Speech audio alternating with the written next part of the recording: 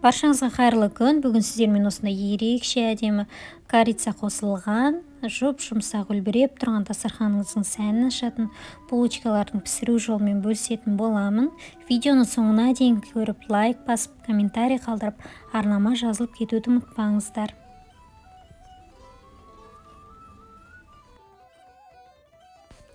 Ол үшін бізге керегі қайнаған ыстық су, сүт, ұн, қант, тұз, сары май және де сұйық май керек. Ашытқы, шымшым тұз керек болады. Ең бірінші қайнаған суымызды құямыз. Қайнаған суымыз ыстық болу керек әрине. Үстіне сүтімізді құйып, қант салып, жақсылап араластырамыз.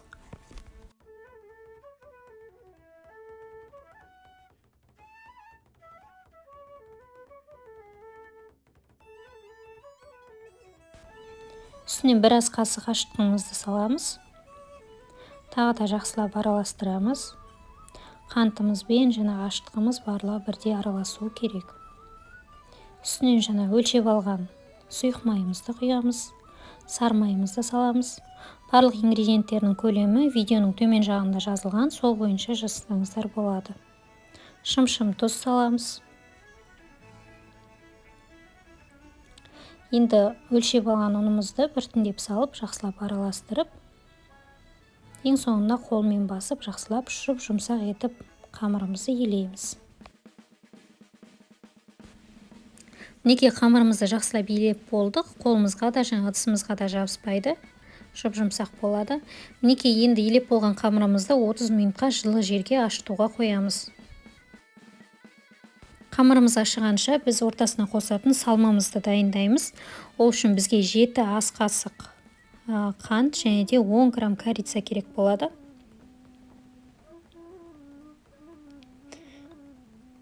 Мінекей екеуін қосып жақсылап араластырамыз.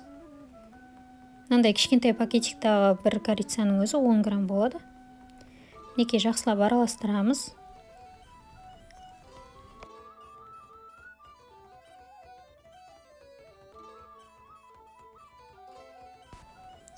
Мінекей қамырымыз қатты көтеріліп ашып кетпеу керек, сондықтан 30 минут қана жеткілікті. Қамырымызды алып, қолымызбен тағы да бір рет басамыз, иін қандырамыз. Мінекей жұмсақ қамырымызды енді 4 бұрыштап жазамыз. Тура осы қалпында оқтаумен жазамыз.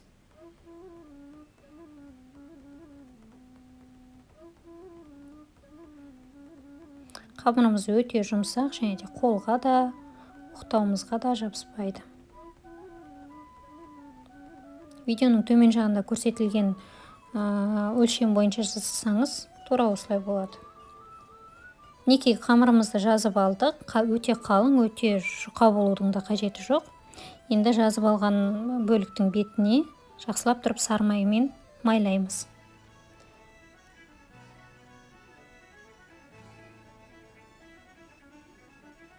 Мінекей ортасына салмамызды себеміз, осылай барлық жеріне бірдей етіп сеуіп шығамыз.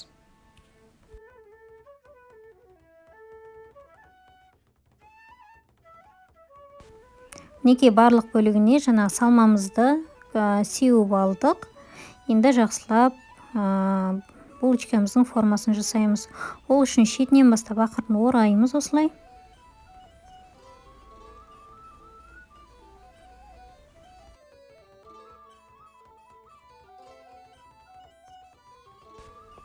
Осылай соңына дейін орап дайындап аламыз. Дайындаған бөлікті осылай көз мөлшермен бірдей бөліктерге бөліп дайындап қоясыздар. Менікі 6 бөлікке бөлінді. Мінекей пышақ керек болады. Пышақпен осылай бөліп аламыз. Сосын бізге асханалық қайшы керек болады. Мінекей қайшымен осылай түбіне дейін жеткізбей, түбіне дейін жеткізсеңіздер, ұндарыңыз, жаңағы қамырдарыңыз үзіліп кетуі мүмкін. Осылай түбіне дейін жеткізбей, жақсылап кесіп аласыздар да, осылай формасын келтіресіздер. Мінекей біздің булочкамыздың формасы дайын. Тура осылай барлық булочкаларды дайындап, бетіне жұмыртқаның сарысын жағып, қызып тұрған пеште 180 градуста 20-30 минуттай пісіреміз.